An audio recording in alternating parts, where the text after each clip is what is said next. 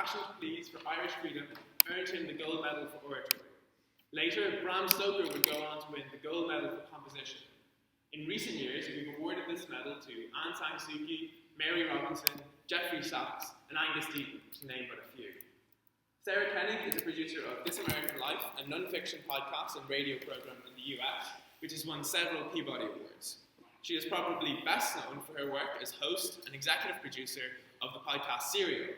This has become the most downloaded podcast ever on iTunes, with over 80 million downloads. In 2015, Miss Koenig was named as one of Time Magazine's 100 most influential people. It's my pleasure today to present her with the Society's Gold Medal.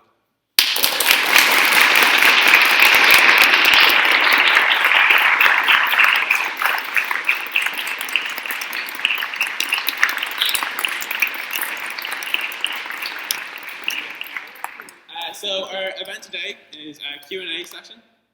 So unless you'd like to say a few words beforehand. No, thank you for having me. I'm so thrilled to be here. I can't tell you. It's really, I know it's a cliche to say, but I feel honored.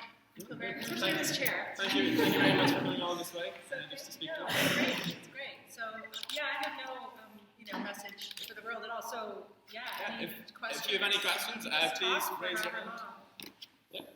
So, obviously Serial looks at questions where oftentimes the truth is rather ambiguous, especially, in both Series 1 and Series 2, finding that the truth was immensely difficult and arguably not possible in the end. Given that we're... Not possible for me. Not possible. Somebody out there knows. Given that, the concept of the post-truth society, and now we have so many people actively dismiss that are empirically true, where do you think there's room for the sort of nuanced, obvious truths? Yes. Next question. No, yes, of course I do. Of course I do. And maybe this is a little pie in the sky, but my hope is that when you do an in-depth search for, I don't even know if I would call it the truth, but just what is the story of what happened? And how can we best try to understand what happened?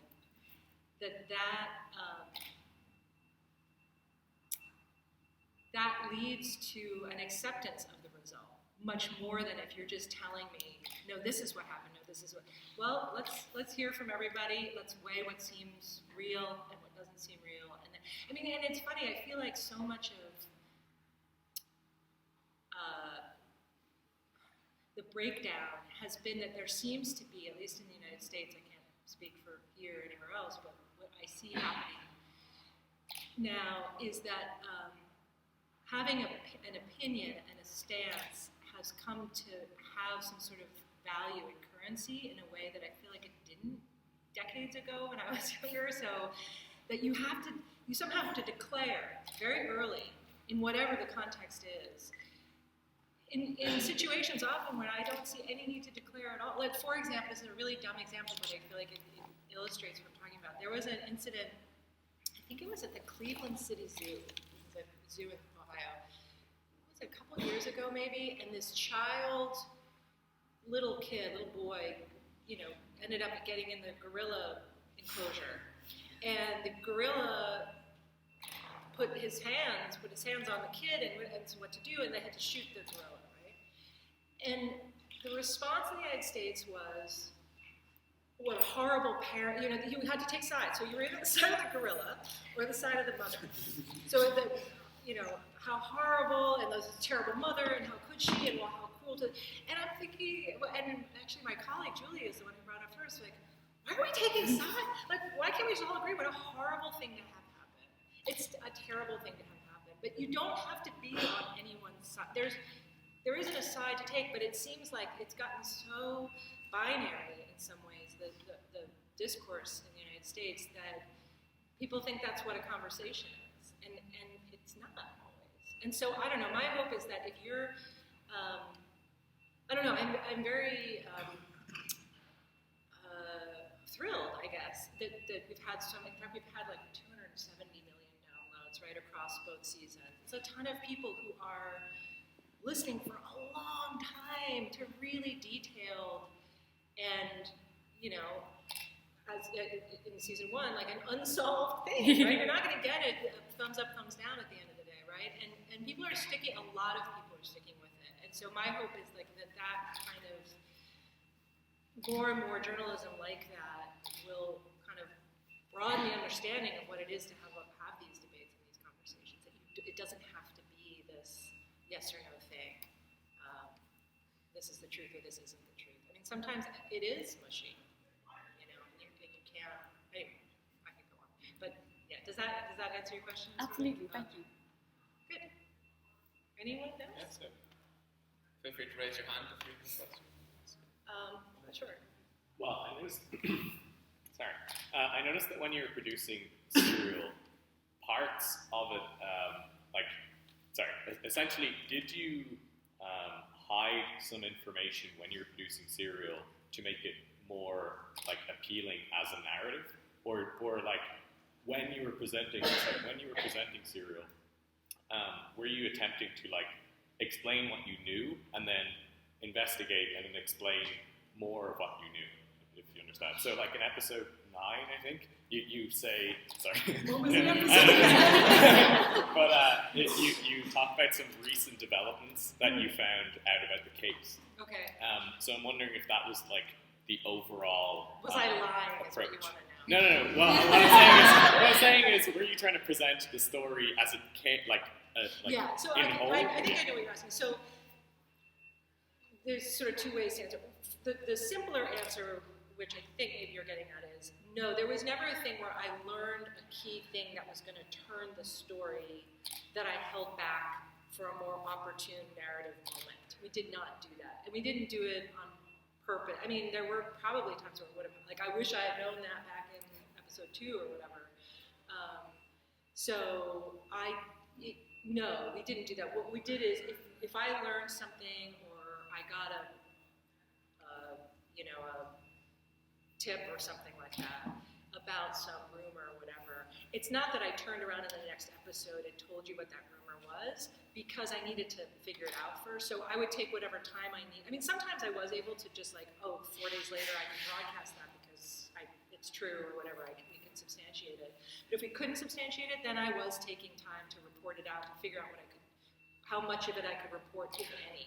So we were getting lots of rumors and tips and stuff that were total nonsense that you never heard, because it's nonsense and I'm not going to broadcast that. But stuff that I felt like, well, this rises to the level of the public needs to hear this in order to fairly evaluate this whole story, then yeah, I was including it at the soonest possible responsible moment. Okay, so that was sort of information we were getting as we went. In terms of though, I mean, a good example is, have you guys heard season 1 of Serial? You can yeah, it would be weird that you would be sitting here if you weren't. You'd be really bored. But when we go to, so then there were things where I had done like almost a year of reporting by the time we got on the air, right? So I knew the building blocks of what we had, and some more specifics were coming in and certain new information. But basically, I knew the structure of the thing from the moment we started broadcasting. So yes, those were of course parceled out in a way that would make sense. And the one thing I would say that we held back, that people felt like, but was when we went to, I knew I hadn't talked to Jay and probably wasn't going to talk to Jay from the beginning. And I think we only reveal that in like episode something, when we sort of go to see him and he doesn't want to talk to us. So that was one thing that like, I suppose on the first episode we could have said, and by the way, you're probably not going to hear from Jay. That said, I was still hopeful till the last minute that he was going to change it. I mean, I kept at it the whole time, just being like, please, please, please, like one more time, and just never got any love back. But I think what we were trying to do, just broadly in terms of the structure, was the first half-ish of the series, or first, I would say, certainly 4 to 5 episodes, let's say, was me explaining to you, what is this, what do we know, what is the state side, what is the defense side, like, let me catch you up to what I know, and then there's sort of a turn, in a way, where it's like, okay, okay, now I'm going to take you by the hand and I'm going to take you on my investigation of what I'm trying to figure out and sort out. So that's like broadly the structure of it.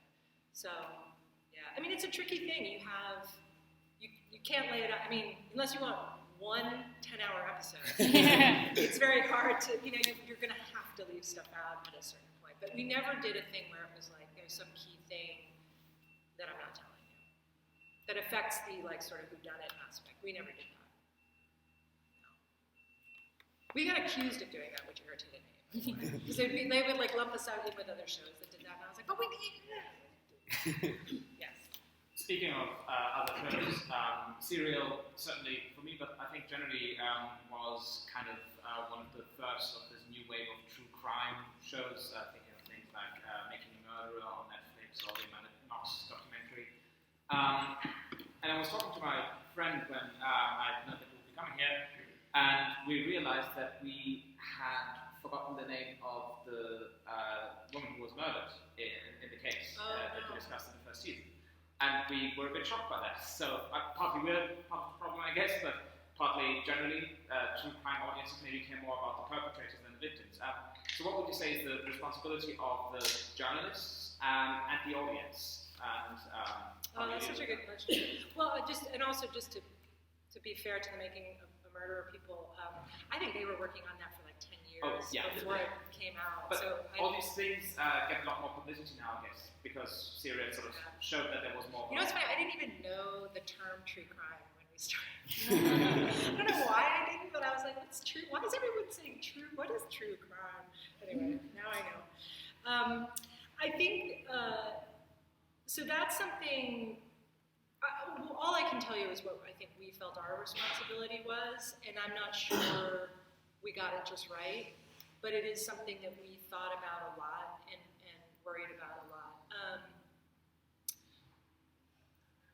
I felt like our responsibility was to try as hard as we possibly could to get in touch with her family, to not only see if they want to participate, but tell them we're doing it. Like, my nightmare was that, like, they hear it by accident, and they're like, what the, you know what I mean? Like, the most painful thing a family could ever understand. So I wanted to be sure that we at the least told them, we are doing this thing, please be aware. Obviously, we would love to speak to you about it if you want, but if you don't, I completely, I wrote to them a million times, and I was never even sure they got my letter. I think we hired 2 or 3 different private detectives. I hired somebody in Korea to walk. I mean, we really, really tried. And so I think we felt like that was number 1. I mean, number 2 was to not go beyond the bare necessities of explaining what happened so you can understand the story, but never go beyond that. Not to do anything prurient or salacious or show photos of crime scene stuff or autopsy. I mean, we had access to all of the horrible things you see during a murder investigation, and to just not trade in any of that. Not have photos on our website, not have extraneous things that the kind of, somebody with a more purient interest is going to want to see. So we didn't trade in any of that. So in other words, just to be as respectful as we possibly could, that I think would have been really, to me, that just seemed really disrespectful. I mean, it's funny, I think we got some criticism of like, why weren't you talking about the family more? Why weren't you and I just felt like it's not I haven't spoken to them. And I can only, I have children, like I can only imagine, right? So I didn't want to pretend I understood or to convey their pain without their permission. And that just so what I kept it to, which I felt it really strongly when I read it, but I just read what she said at the sentencing phase of the trial, what her mother had said. And again, that was even through a translator, so who knows exactly what she said. But I just felt like going beyond that, and sort of ruminating about, oh, how horrible for them, just felt wrong to me. It felt like I would be trespassing in their pain. So I didn't want to do that. but then, so where is the line, right? So then, well, we don't have their participation. Does that mean we don't do the story? You know what I mean? No, I'm a reporter. Like, if there's a problem in our criminal justice system, that is my job. That is my job. I shine a light. It's any reporter's job, right? You shine a light on something that is overlooked, and so, or going wrong, or whatever it is. And so, I feel like I'm not going to not do the story. And then in terms of like what is the listener's responsibility, so that's when it's incredibly tricky. When I can't wag my finger at you guys and be like, no, you're listening the wrong way. You're reacting the wrong way, right? Like, I made this thing, I put it out in the world, and then I can't control. I mean, I can control it to a certain. I mean, we controlled everything. Everything about the podcast is controlled from our end. Obviously, so we're making a ton of choices about what we want you to hear. But how you respond to that, like, I can't control, right? So then when we started to see some of the less desirable reaction, it was horrifying and scary and produced an incredible amount of anxiety for us. I mean, particularly on sites like Reddit and things like that, but also a lot of the press. I gotta say, like, the British tabloids got onto this story, and it was a nightmare. It was a nightmare. And we were begging them on, please take down this food, take down. They were publishing people's addresses. I mean, it was horrible. It was horrible. And we didn't know what to do. I mean, beyond just like beg moderators of the Reddit threads and stuff, like, can you please make rule? You know, we were just trying, but it was like, it got bigger than us. And you can't just be like, oh, well, guess it's, not my fault. Like, I can't. So I was really personally struggling with, like, I did this. Like, I made this possible for this reaction to happen and for this violation, I thought, of people's privacy and dignity to happen. But this is not what I meant. This is real. These are real. So I don't get it. I don't understand that mindset of sitting at home on the internet and being like, well, I think so-and-so did it. Like, I'm not, I don't know. I don't get it. I don't get why it's necessary. I don't get it. But I know it's a thing, and a lot of people do it, and I don't know what to say about that. I wish we weren't like that. And again, I think it sort of comes back to this thing of, like, I got to take a side. Why do you have to weigh in? I mean, unless you think there's, like, the story is fundamentally wrong in some important way, like, then I get it, like, fair enough, but just to sort of throw out accusations about real people, I was like, this isn't a TV show, and I know, part of what we did, which I think is what made Serial special, and which is what made it so popular, is it did sound like fiction. It was entertaining, and people were interacting with it in the same way that they interact with entertainment. And yeah, it's hard to know how to find exactly that, like, thread that needle in such a way where you want people to hear it. I mean, you want a gazillion downloads for your work if you're me, right? Like, that's great. You want people to hear what you have to say about this issue. But, so we had to make it entertaining. We didn't have to, but we did. But how do you get people to how do you knock them up the side of the head so that they don't do irresponsible things with that information? So I don't have the answer. There you go. I don't have the answer. But yeah, it's a pickle. It's a problem. Yes. I'm sure after series 1, you're looking for a topic for series 2. I'm sure you got lots of messages about different cases to investigate. What was it in particular about both for does that attracted you to?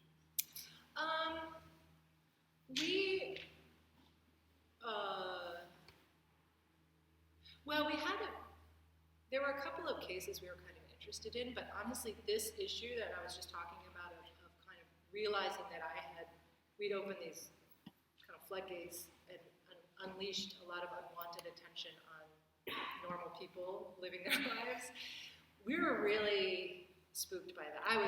Julie, my partner, Julie Snyder, and I were both really spooked by that. And so we did kind of consider a couple of other cases, and then we were like, kind of looked at each other like, I don't think I can do it again.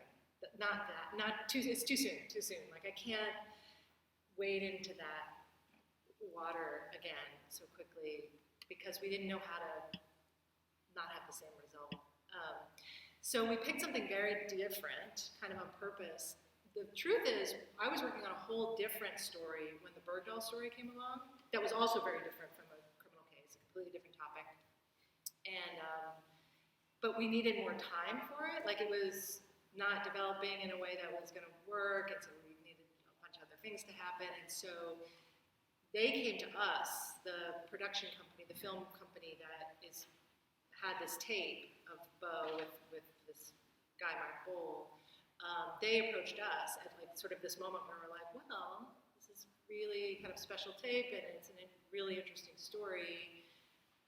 I didn't know how interesting it was going to be to me at that when we first saw it, but it was sort of just solving a production problem, honestly. Where it was like, well, we'll just do this little project in between. How hard could it be? Like, we'll just let the guy talk. Like, it's super interesting. What happens for 5 years with the Taliban? Like, that'll be good. And then I'll buy myself time to do this other thing.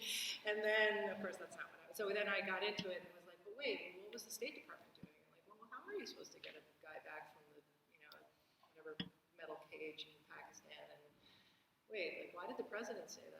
And so then it just got bigger and bigger and bigger, and wasn't the little quick project we hoped it would be. But that is honestly how it happened. They just came to us and dumped it in our lap. Yeah, so we were lucky. Yes. Were there many things from series one that you made in a series one that you improve and change when you make season two? That we could improve and change? Or just lessons learned? Lessons learned. I mean,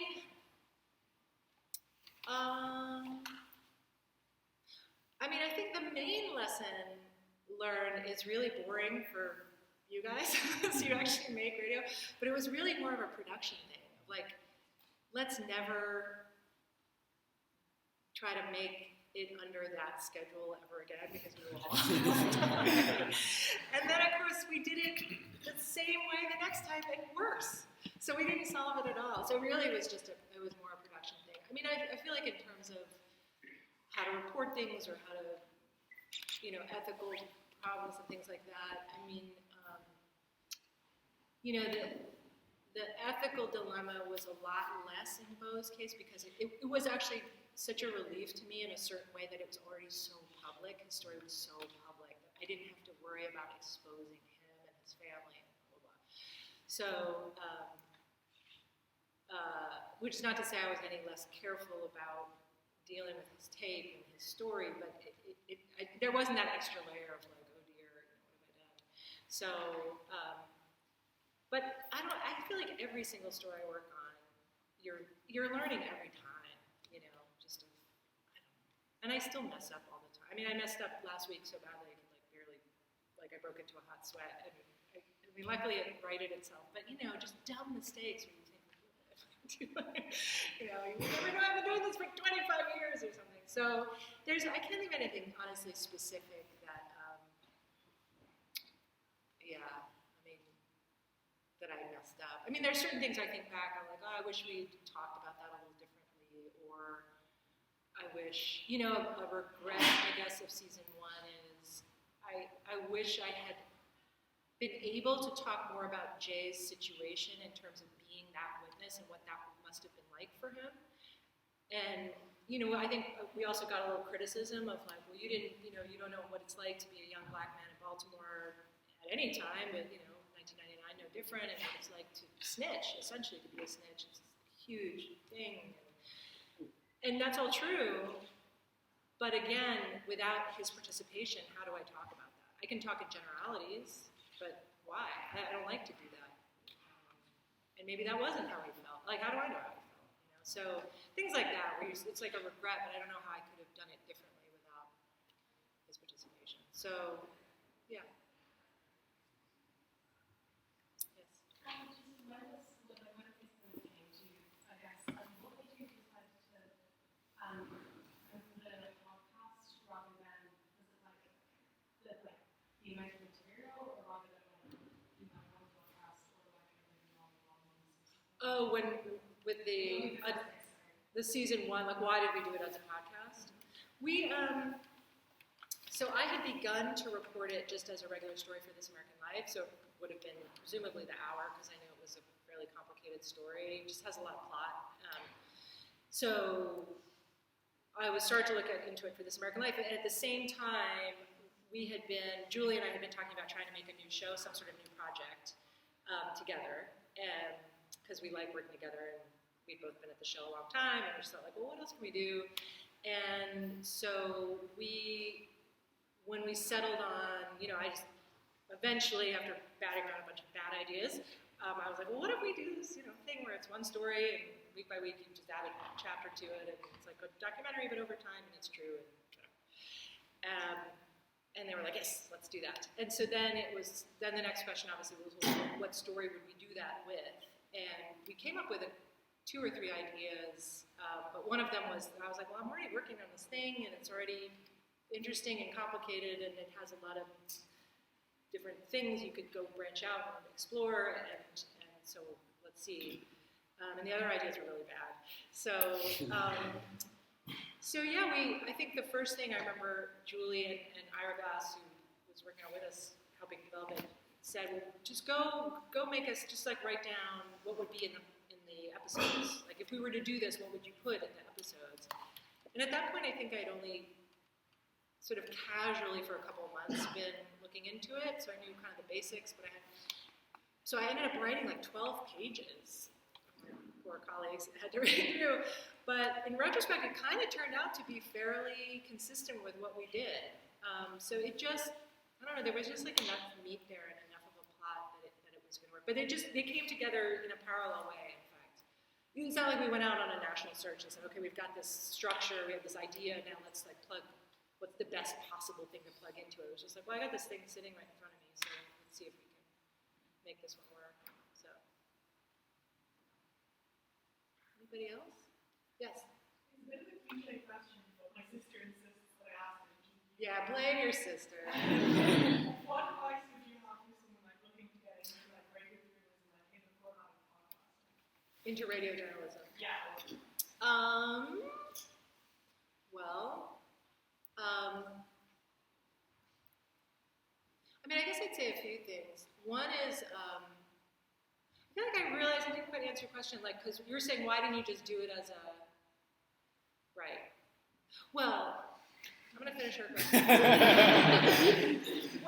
only have one small thing to add to it, which is we initially were going to do a radio show, just like a normal radio show, but then we just realized 3 things. One is, it's way easier to make a podcast. I barely knew what a podcast was when we started. I will confess this. Okay, so I was just like, whatever.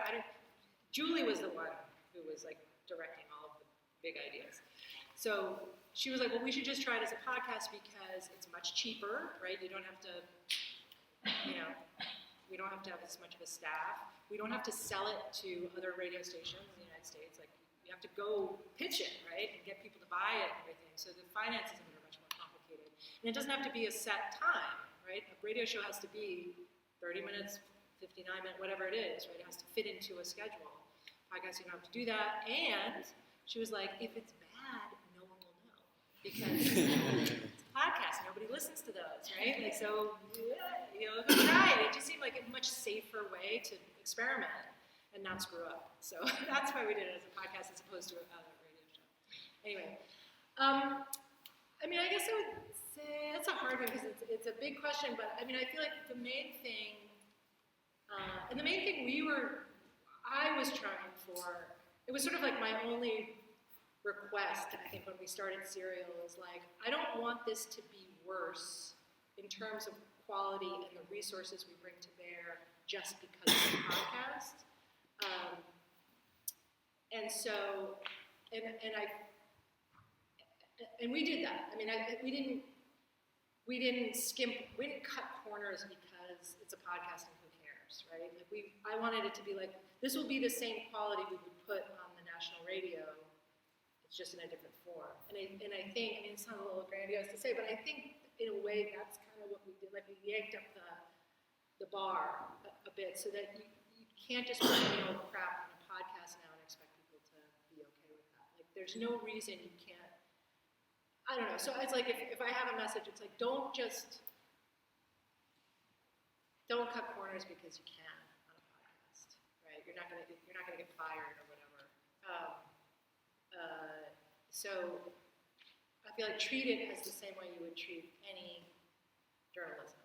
It should be the same level of journalism, I guess is all I'm trying to say. And then in terms of like starting out, I mean, I feel like if it were me, I only know how to do radio one way. I've only worked at one radio. I've only worked at This America. I was a print reporter for 10 years, and then I went to This American Life. So there was no in between. I only know how to do it one way, and so that's the thing I did. And I went to work at This American Life because I'd heard it on the radio, and I thought, like, I want to do that. Whatever those people are doing, that seems fun and interesting and well done, and I want to do that. And so I feel like that is fine for a person starting out to find the thing you like in whatever medium, but I mean, all the better if it's already a podcast that you think is good and you wish you could do, and just copy that. Do you know what I mean? In a way of, obviously not don't plagiarize it, but do you know what I mean? Like, if that's a structure that works and you think is cool, do it. Apply it to what you're doing. If that's a tone you like or a style of writing you like, aim for that. Anyone starting out is going to be bad at the thing they're doing before they get good at the thing they're doing. And that is fine. I was terrible when I started. Terrible. I can barely listen back. It's horrifying. But I knew the thing I had the thing in my head that I was going for. And I think it's just really important to have a standard for yourself that's tangible. And it's totally fine to borrow whatever you need to borrow from the people doing that work who you admire, and try to do what they're doing. And along the way, that's how you find your own way, your own way of doing it. Is we're all borrowing all the time. I mean, in any discipline, right? You're borrowing. You don't even know you're doing it, and you're doing it. So I feel like it's really fine to say, okay, these are the 3 podcasts I like. Figure out why you like them, and then steal. That would be my advice. Yes. Obviously, because it's like a podcast and you're saying like it is how do you exercise like restraint in presenting it?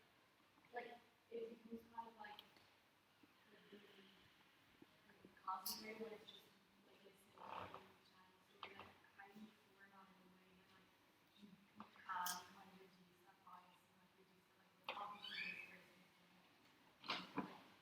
how do you go about that when you also want to speak to entertainment? I mean, I don't know. I don't find that personally. It's not like I'm tempted to say stuff and I'm holding back. I think of myself as a really old school reporter, actually. Well, I'm not, you know? no, No. I'm not offended in any way. You would know it if I. No, I'm not at all. And I know you're not.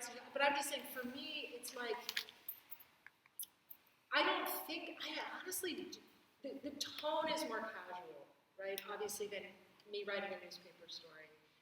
My newspaper stories were not scored with music. I didn't have a theme song. Like obviously there's all these trappings, production trappings basically, that are making it sound really like TV. That's the thing. These are a lot of these tricks and Julie did the production, and she was the one who heard in her head what she wanted it to sound like. I had none of that, personally. I was just doing it how I always do it. And so it's not as if the process it didn't really feel different to me than making a radio story for This American Life, which I've been doing for more than a decade at that point already. And so again, I think things, I don't know, it's like my standards, if anything, I feel like I'm a much more professional, more ethical reporter now than I was as a newspaper reporter for the Baltimore Sun. I certainly could get away with a lot more. I didn't mean to get away with stuff, but I would make a mistake in a quote or something like that, because you're writing. I wasn't recording interviews back then. Who knows, what mistakes I was making that were never discovered. So I feel like in terms of the level of sort of expertise and it's better now. I'm getting better all the time, even though you could argue it's more entertaining. I guess those things aren't separate to me or mutually exclusive, I guess, to me. So the rules are the same, which is, double check, triple check your sources, multiple sources on each piece of information. We have fact checker on everything. Nothing is uttered on a broadcast without being fact checked. Literally nothing. We're just super, super careful, and the tone has to be. If I'm making a joke, I cannot make it. I'm not going to make it at someone's expense. You know what I mean? Just like be a good person and a responsible person. And then if you are saying what you think, or, you know, God forbid, having an opinion about something, I feel like that's okay if you've now, by dint of hard work and homework, you've become an expert on that topic. Whatever it is, whether it's a Nance case or Guantanamo Bay or the Supreme Court or whatever, I'm fine if you tell me, if you have an opinion, you tell me what it is, but you have to have earned that as a reporter if I'm the listener.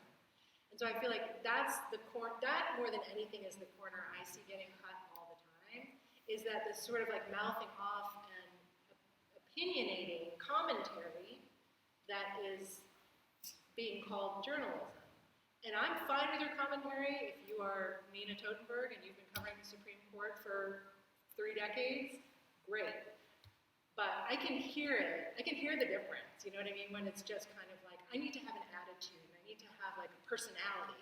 And the way I'm going to like project that personality is by saying all kinds of crap that I don't know what I'm talking about. Like, I can hear it's so transparent. I don't know if you guys have had this experience sometimes where you're just like, why are you don't get to tell me that, you know?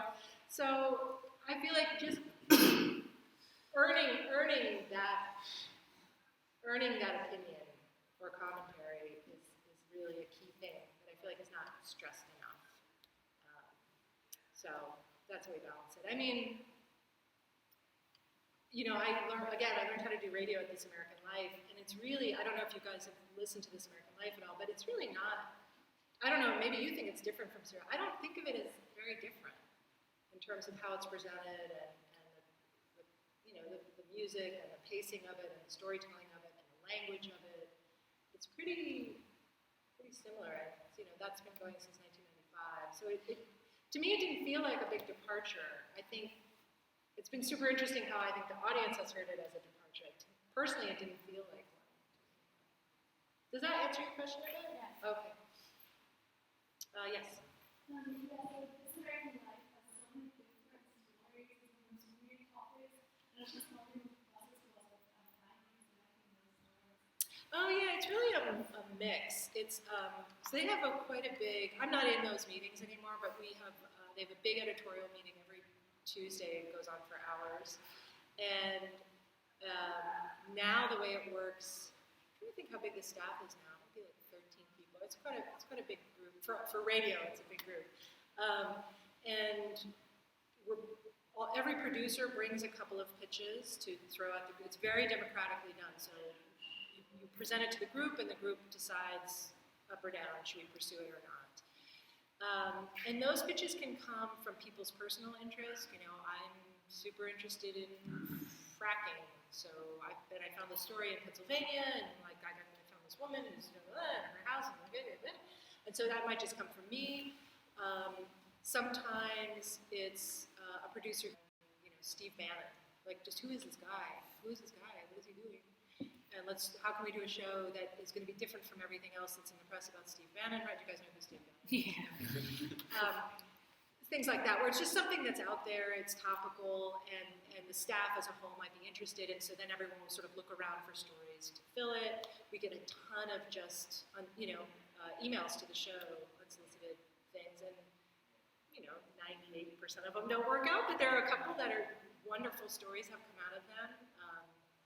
In fact, we're about to launch a new Serial Productions, we made a little company, is about to launch a new podcast that has nothing to do with me, except I'm editing, but it's a different reporter, and it's a wonderful, wonderful series, and that came from a random email that just came in through the show, somebody saying, hey, can you look into this thing in my town?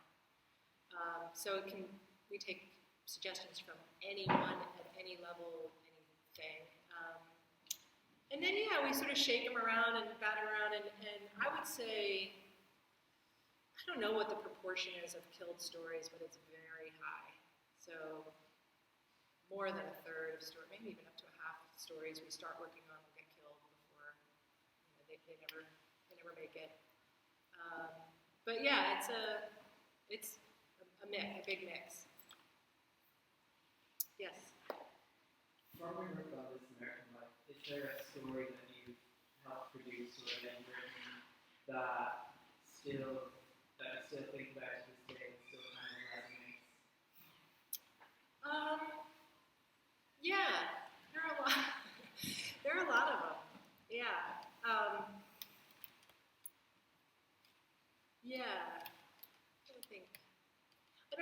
been, I did a couple of stories pretty early on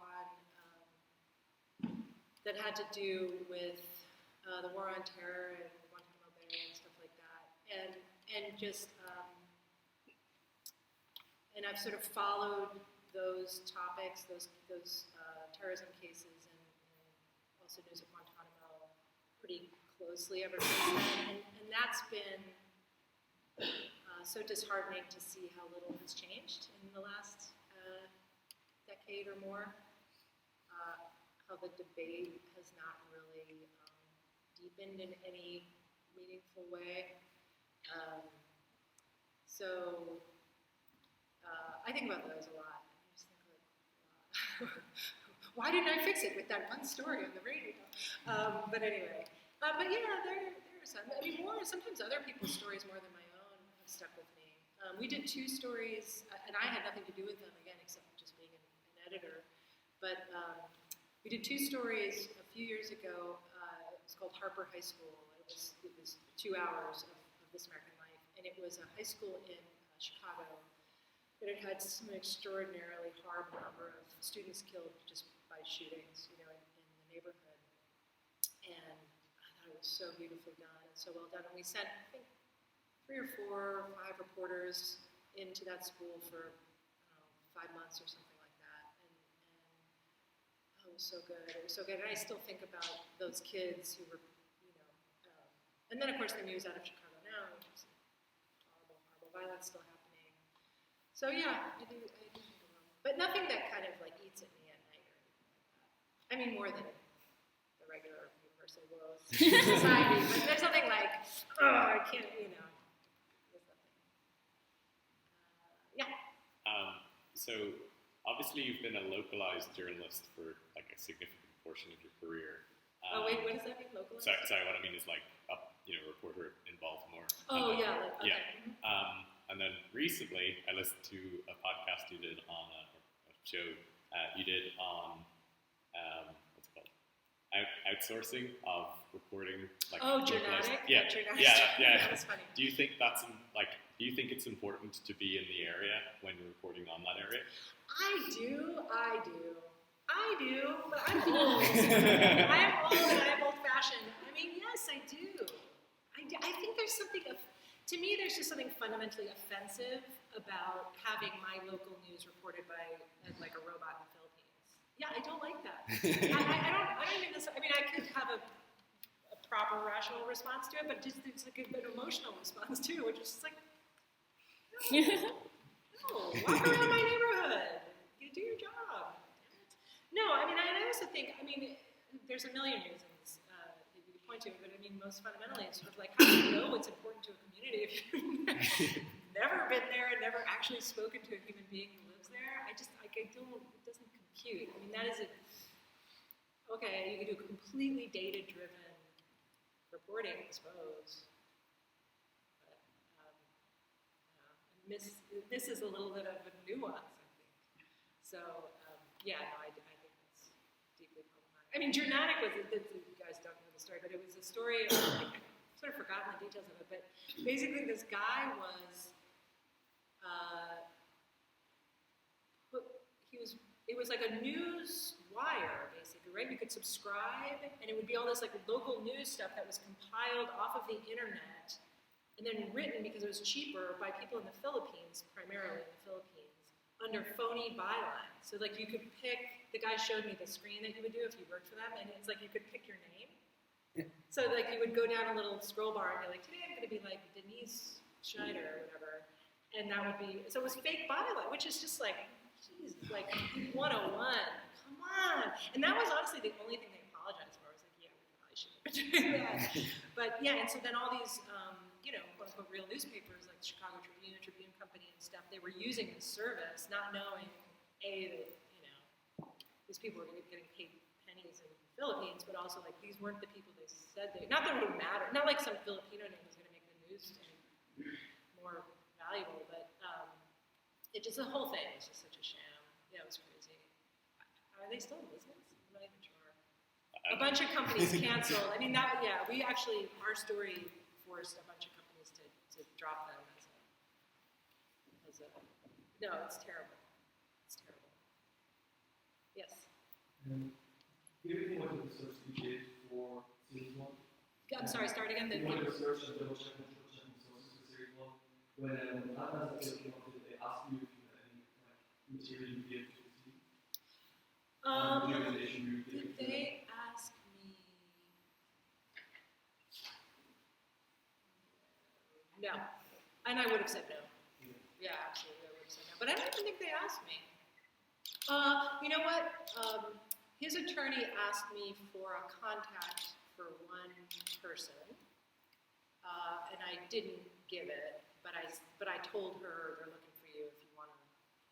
But yeah, no, I wouldn't have. I have been asked in the past, and I was asked subsequently.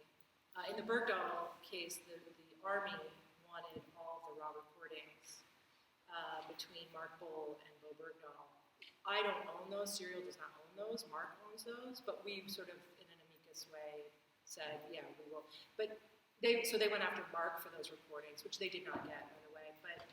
But the reason in the United States we used to, who knows what will happen in the coming 4 to 8 years, but we used to have pretty good shield laws for journalists, so that you were protected. You had a pretty good argument to refuse. So the reason they went after Mark rather than us is because it's easier to go after Mark than to go after a news gathering organization. So they did not come after us. But we were, if they failed with Mark, we did think they're going to come for us next. Yes. And sort of going to some more big questions, but persecution, I'm still looking at maybe you can do a whole podcast after this trial on your stance on Africa. With a nun. I haven't spoken to a nun in a while, probably almost a year now. We do write to each other, so letter. He owes me a letter. And would I do another one? I don't know. I mean, I'm not at all certain he's going to have another trial. I think it's pretty unlikely. If he did have another trial, though, it would be very hard to stay away. I mean, even if I weren't covering it, oh my God. I mean, I would have to. I'm too in it to not want to sit there and watch it. Plus, I just love a trial. I could watch any trial about anything, but particularly that one. Yeah. So I don't know what we would do, but it's. I think if he were to get another trial, it's still so far away. We have sort of time to figure out what we might want to do. But I think it's a couple years away. Any decision. Yes. I was wondering if you could touch on, from your perspective, the difference in reporting a 19-year-old story that not so many people have heard of with the Bo Bergdahl case, which a lot of people came into with preconceived notions of what really happened. I mean, the process is the same, and the decisions you make are more or less the same, although, yeah, with a Nance case, right, like, only a very small population had heard of that story ever. And in fact, I went back and talked to my former colleagues at the Baltimore Sun, and I was like, do you guys remember this case? And they were all like, Like, it just wasn't a thing at the time at all. Anyway, so we kind of, it was a crossroad, but we sort of owned it in that way where it was this like, you've never heard of this before, and I'm going to tell you what this is. Which doesn't mean you have to be less careful or whatever, but you are starting from zero. You're saying, so there's this place called Baltimore County, and there's a high school there, which is, I wasn't going to be like, so there's this country, Afghanistan, like you're not going to, so obviously, you're not going to explain the entire war or whatever. So, but with Bo, the challenge was, I guess the real difference, in a way, was you had a lot of people who had already made up their minds about Bo, mostly negatively. At least the people who cared about that story in more than just a casual way of like, I'm a news, I read the news, versus like the entire military, who was just like really had very, very strong reaction to what he did. So you're pushing back against that to be like, no, just listen, just hear me out, Let's hear what he has to say. Here's what I found out. Here's what actually it seems like was the situation. You know what I mean? So not that I'm out there to change people's minds, but I am there to say, just pause, just withhold judgment for a second and just listen. So it was that was like a harder push, you know. Whereas with the non-story, it was like there's not a lot of preconceived anything because no one had ever heard it. So in that way, and I have to say, I was really gratified by the response to season 2, where we got so many military people saying, I didn't want to like this, I didn't want to listen, I didn't want to change my mind, and I did. It was like, it was really great. Because he deserves that, I thought. Yes? Do you think that now it's so easy to get the news for free, like online and stuff, that the profession of journalism is changing fundamentally, or do you think that at its core it's going to remain the same?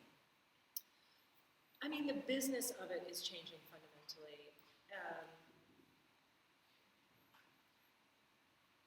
So the business of it is changing fundamentally, and I think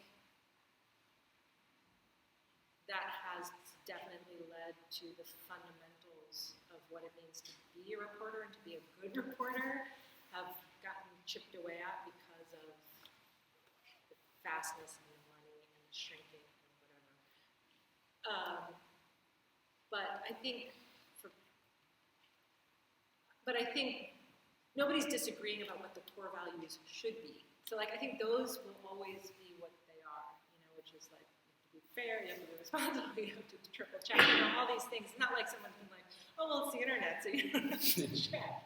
I mean, people do say that, but they're not good reporters. So I think, you know, it's not like the New York Times is suddenly, you know, letting its standards slip because of I hope not. So I don't know. I'm not someone who sits around thinking about like the future of journalism or you know what's going to happen. Not that that's not a super important question. It's just not my thing.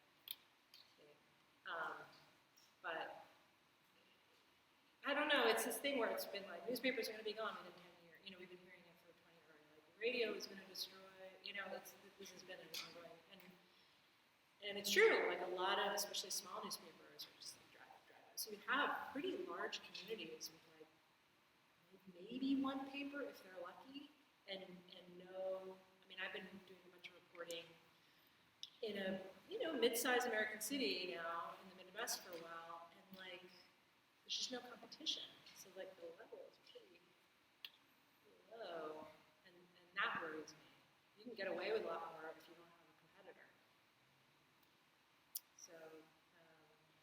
So yeah, no, it's gloomy in one way, but then there's all this new stuff starting, right? So there's all these online things that are great. I mean, there's ProPublica, there's the Marshall. These are American things, I don't know, but like there are now, you know, great reporters coming together who do online journalism, or they do, you know, big data-driven research projects, and then they'll hook up with the New York Times or with us or with the New York or whoever, and do these big, you know, so it'll be online, and it'll also be in the newspaper. It'll come through Frontline documentary, which is our PBS documentary thing. So there, you know, new things are forming, new ways are forming, and that's fantastic. And then, you know, a gazillion podcasts. I mean, a lot of them are terrible, but then there's some great ones too. So it's a new world too. So those things are happening. Yes. This is probably going to be a bit of a silly question, but has anyone in Syria or even just NPR in general ever tracked down or figured out any new information about the girl at the start of the podcast who says the male him? Yes. She is a 14-year-old Norwegian tourist who was getting her iPhone 6 at the Apple Store in Soho. I mean, do we need to know more about her? Do you mean like what happened to her? What became of her? Oh yeah, no, that's who she is. No, I don't know. No, Dana made that. Dana Chivas, my producer, made that little. She went out and got the voices, so she told me who it was. The funniest thing that happened. I mean, it was not the funniest thing. It was pretty funny though. We got. Do you guys know the Huffington Post? Yeah, it's website. So they did a big like. This woman did this whole screed on. And I remember the title was "The Most Racist Thing About Cereal: Male Kim," and it was that we were making that this male Kim person was. Do you guys know what I'm talking about even? No. Okay. that was clearly an Asian woman, and so we were making fun of like Asians who couldn't speak. I don't know. It was like this whole thing, and she was Asian, and so she got really offended, and so it was this whole thing, and we had to be like, she's Norwegian. Norwegian tourist. Anyway, so we took it down immediately, but we caught it. We caught a picture of it before they took it down. It was funny. But yeah, so some girl. Yes. Can you talk a little bit about your vision for the future of cereal?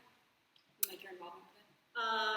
Yeah, so well, my immediate hope is that I produce a season 3, that it works, that I can do a few more of them. They're hard. It's really hard. It's really hard to do what we're doing. And sometimes I don't quite feel up to it, but we're trying. So I would like to make, to keep going until we, just are exhausted. But in the meantime, we're also making new podcasts. So we have one that's coming out, I mentioned, right, this month. We have one coming out, which is, I think, great. And then we have sort of 2 more that are stacked behind that may or may not go forward. But so we're trying to be a place where people can come and we'll produce with them their stuff, and to just try to remain like loose and experimental and put out stuff that you're not going to hear anywhere, and all the things that a company tries to do. But yeah, and stuff we like, I mean, we're in the super enviable position of not having to make stuff we don't love. So that's really, really nice. So we just choose stuff we love and go forward with it. So one is one of them will be fiction, I think, if it works, and then the other 2 are recorded series. So, and the one we're releasing this month is will come all at once. We're doing them all at once, so it's not going to be a big tweak thing. So it'll all be there at once. Yes. I wasn't going to ask a second question, but I just plucked up and said that one of the podcasts you're releasing is fiction, because maybe. Maybe. It's still very preliminary, so I don't want to. Well, a bit if you're not sure about it, because I'm actually a literature scholar, the master's in literature, and I never could have guessed. Sorry. My husband's an English professor, so. So I wonder, do you think that there is a thing that fiction can do that non-fiction cannot, or what do you see the Yeah, I mean, strengths yes. and weaknesses of both? I mean, the weakness is that it's really hard to do fiction without it sounding super corny. It's really hard. So that's like a tough nut to crack. So it's hard to do it without sounding like you're like hearkening back to, I don't know, the 1930s or something, and having it be sort of hipstery, nostalgic. Like it's a hard thing not to slip into, I think. I really liked, have you guys heard, has anyone here heard Homecoming? Did you hear it? I thought it was really good. It's fiction. I thought it was really good, well done. And it's Gimlet Media put it out. We are our friends over there. We used to all work together with the guy who started Gimlet. And it's good actors, and there's very little that's, to me, what it reminded me of was like a old-fashioned telephone operator where you're sort of like plugging into different conversations at different times, and you slowly are piecing together what is the plot, what's the narrative that's happening. I thought it was really artfully done and well done. So anyway, so the weakness is it can generally sound bad, but then the strength is fiction. Right? So you can do anything you want. You can do anything you want. You can get very deeply inside people's heads with no restraint, and create any plot you want, and you're so free. So I can't tell you how many times I've been like, I just wish I could make it up. I just wish I could make it up. It's hard to do it, to make it true. But yeah, I mean, I think the reason I tried a couple of other fiction podcasts, and I was like, I cannot do it. The hokiness factor is so high that it's just bumming me out. But Homecoming, I thought, was an exception. I really thought it was good. And of course, if we make one, it'll be great. Needless to say. So I have nothing to do with it, by the way. I'm totally a bystander to that one. Yes. Just wondering if you heard that the podcast we spoke based on the serial, I heard of it. and like how do you feel about your work being visualized like that? So perfect.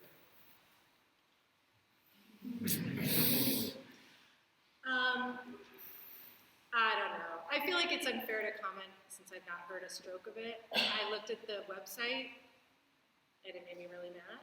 But I don't know. I'm sure they're lovely people and well-meaning and whatever. I mean, it's hard. I'm in a way the worst audience for these things. I don't care about fictionalizing me. I don't give a shit, But it's the same reaction I had to like the Saturday Night Live skit. I don't know if you guys saw that, but you're satirizing, and it's very. I even think in the musical one, they're even using the real name, the name of the people, right? I mean, that just like it makes my heart hurt. It's just like I don't know how else to say it. A girl was murdered. I don't know how else to say it. Like, if you want to, I understand. Sad, I understand. It's just like I can't. I can never get. I will never get there. I will never be able to laugh at it again. I don't know. It just makes me sad. I also just think, like, make your own story. I don't understand why people don't want to make their own story. Like, why do you want to make your own story? It's more. So that's my frustration too. Is I just feel like if you're that talented that you can make a musical out of this, like, then write your own story. It's a little lazy. I think we might wrap it up soon, so maybe just one or two last questions. Did you? This is kind of a quick question. Do you think, like, sort of like true crime based on true stories, but sort of fictionalized versions of it are in poor taste then? Just kind of like, is it disrespectful to do it? I mean, I think it depends on the detail. I think really, and again, this is why I feel it's unfair of me. I mean, I'm just making a judgment without having seen or heard any of it. So I take back every single thing I just said about it. But I think there's everything can be done well and everything can be done poorly, right? So I think there are ways to do it well. I do. I'm not sure I would be able to do it well, but I feel like there are people out there who can do it well. I also think it depends a bit on the details of the case. Quite a lot on the details of the case. So, how long ago it was, or who's alive still, or how the thing. I mean, I think it just depends on the thing. I would never say like absolutely not. There should be. It's case by case. What's that? Does make your view kind of it trivializes what actually happened? I think it can, but what I'm saying is I think there certainly could be a version where it doesn't, So, and sometimes that's the great beauty of doing just pure fiction, right? Is you can say the thing you want to say without hurting anybody involved, and sort of get at the same questions and the same topics. Anybody else? Yes. Just really quick one. What's your favorite podcast? Oh, that's Serial. The moment. I don't know. I'm too critical. I'm way too critical. I'm too critical. It's very hard for me to hear them and not edit. In my head, I'm like, bring music down. So it's hard for me to listen. I listen to a lot of the Moth. Do you guys know the Moth, which is great?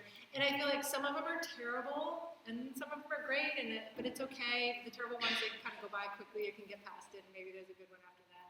I'm really a sucker for, I just want someone to tell me the story. I just want to tell the story. So I really do tend to podcasts, I think, that just tell me a story. I also don't listen to a ton of podcasts, it's true, because I don't have a life where my office is very close to where I live, so there's not enough of a walk. I can get through like 7 to 10 minutes of something, and then I'm done. So I just don't have a ton of podcast time. But I really liked More Perfect. Did you guys listen to More Perfect? We have a fan. It's about the Supreme Court, United States Supreme Court, and Radiolab did it. And I didn't think all episodes were equal, but some of them were just fantastic. Find that. As I said, I liked Homecoming quite a lot. Abby says in This American Life. But I think of that as a radio show. So it's animal. Yeah, but I feel like people keep telling me about things that I have to listen to, and then I dutifully write them down, and then I always forget to listen. So, anyway. Is that it? Great, yeah, I think we might leave it there.